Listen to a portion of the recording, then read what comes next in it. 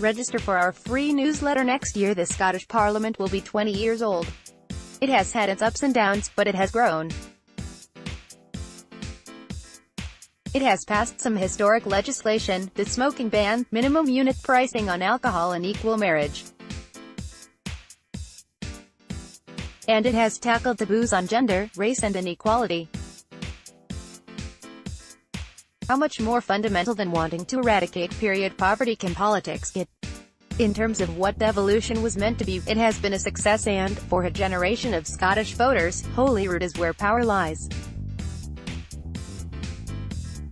But devolution is, we are told, under threat.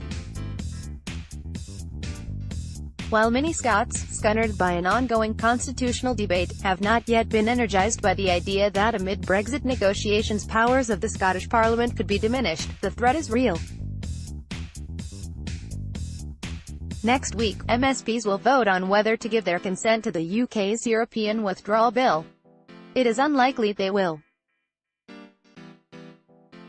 And while, in truth, that will make no real difference to Westminster, as that consent is more about courtesy than necessity, it will amplify a message that has always run counter to the devolution experiment, which is that the will of the Scottish Parliament can be overruled by Westminster.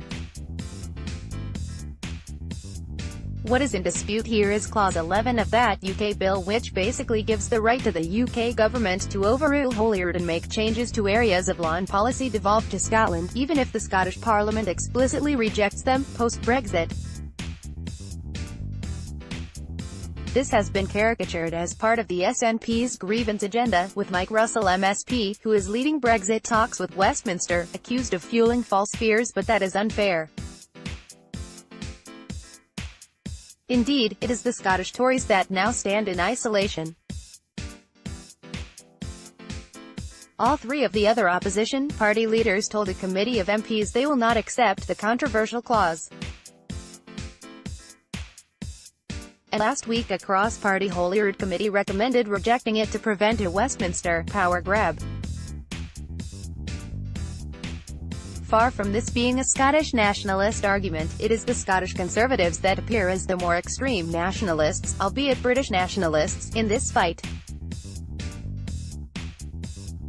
The SNP, Labour and Greens all want the UK and Scottish governments to be given equal power in deciding common frameworks, following Brexit in 24 areas. These include farm payments, food standards, and animal welfare.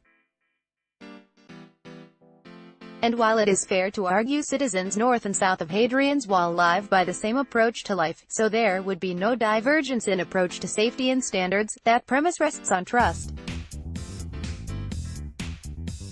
At the heart of this debate is a UK government that says MSPs should accept the clause and trust them to do the right thing.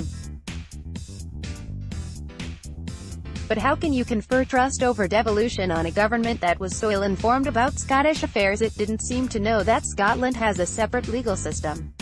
On Tuesday, MSPs will make an historical decision when they decline to give their consent to Westminster over a bill they believe threatens the very principle of devolution. To do otherwise would be like turkeys voting for Christmas.